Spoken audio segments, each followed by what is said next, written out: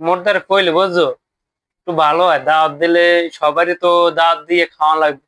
টান টান পড়লো ওইবারই জব্বারি না না আবার কত হইবে, যে মোরে দাওয়াত দিয়া ঠিক মতন খাওয়ায় নাই, ব্যাপার কি নিয়ে নাই এই কইবে। তোকে কয়জন আছে মোরে কইস। আব্বু, মোর তো বিয়া, বন্ধু বান্ধব অনেক হবে। কি কন মেজো ভাই? এ কয় খা দেছো? আয় এত বন্ধু বান্ধব এই মানে দাওয়াত দেওয়া লাগবো, তাহা দেছো?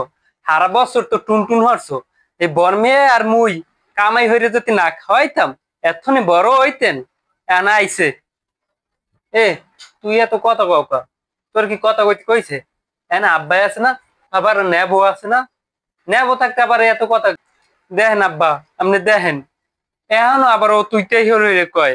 এবার বিয়ের পর ওর বউ মরে তুইতে হারি হইরে কয় যদি, আরে মানা হরবে না আপনি আব্বা? কেন তুইতে হারি হইরে কয়? ওরে মাউগর ফোরা, তোরা কি চুপ করে থাকি হালার পালার আয়?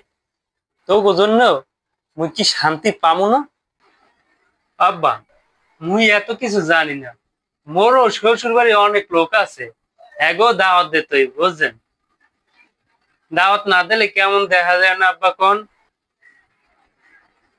ওনার শ্বশুর বাড়ি এই কয়টা দিয়েছেন? আপনার শ্বশুর বাড়ি সবাই দাওয়াত দিয়ে এরপর খাওয়াইতে হইবে। টাকা পয়সা দিতেন তাইলে আপনার শ্বশুর বাড়ি দাওয়াত করে খাওয়াইতে পারেন। টাকা দেওয়ার নামে ঠানো ঠানো নিয়ে আইসো না শ্বশুর বাড়ি দাওয়াত করে খাওয়াই।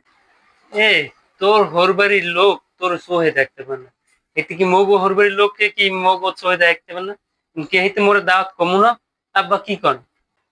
এ হালার ফালারা, তোরা কি চুপ থাকবি না কি আয়, না মুই উঠে যামু?